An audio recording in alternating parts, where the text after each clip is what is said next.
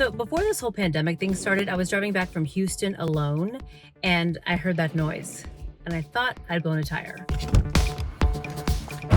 Fortunately, that wasn't the case, but it got me thinking, I don't want to be stuck on the side of the road waiting for AAA or some creepy stranger trying to help me change my tire. So I got a refresher course for my husband. Ladies, I'm going to share with you what I learned. I got a few hacks of my own and ways to avoid getting dirty. If you bought a car in the last 5 years, make sure to check to see if it comes with a spare. Don't find out the hard way like I did. Do yourself a favor, invest in a $25 to $30 jack. It is much easier to work with. Keep a piece of cardboard and some gloves in the trunk. That way you won't mess up the manicure we'll get one day. Always keep up with the key lock, otherwise you can't take your tire off. See those little grooves? That's the key. Make sure it fits snugly around the lug nut.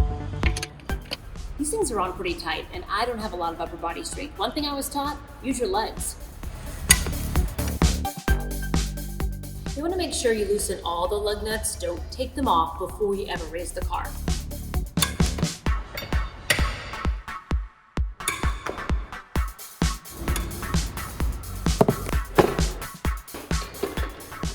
Before you ever use the jack, you see this valve right here? You want to make sure that you turn it clockwise until it's tight. That allows pressure to build up in the jack, otherwise you won't be able to raise the car. And the handle is made just for that. You put it on and you tighten it. Best case scenario, you want to get the jack on the metal frame of the car. But I have a good tire and I still only have about this much clearance. So if this tire were actually flat, I'd lose about an inch. So here's the deal. If you're alone, just get the jack underneath the car on something stable. We'll take what we can get.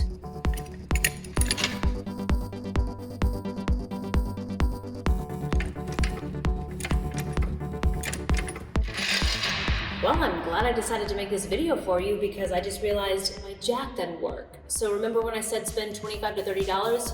Make it $40 to $50. So here's another tidbit I just learned. Make sure you periodically check your gear, otherwise you're gonna wind up on the side of the road with a broken jack. Don't get too crazy with the jack because the higher you have the car, the higher you have to lift the wheel to get it back on. Now you remove all the lug nuts. And remember when I said we're going to try to avoid getting dirty? You can't avoid getting sweaty.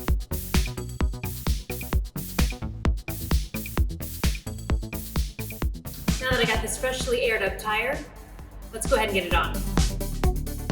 All right, here's the tricky part. You want to make sure that the studs line up with the holes in the wheel. It's easier that way. Now, if you don't have any upper body strength, that's fine. You can sit down and just guide it up with your feet. But if you've got that lady strength, give it a go.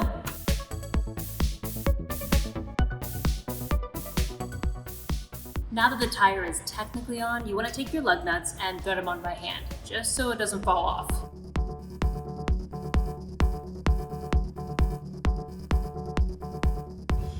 Okay, we're almost done. Now, when you're tightening the lug nuts with the tire iron, you want to make sure that you start at the top and you're going to go in a star pattern. So tighten this lug nut, skip that one, go to the next one, skip that one, go to the next one, and so on. And just remember, don't tighten them really tight. We'll get there.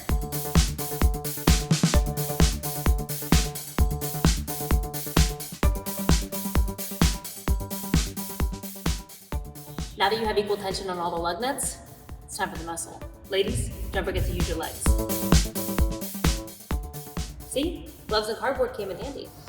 Tire's on, lug nuts are tight. Now it's time to release the jack. So take the handle, put it on the valve, turn it counterclockwise to release the pressure, and lower the car. Ready to roll. Ladies, this is not the easiest thing to do.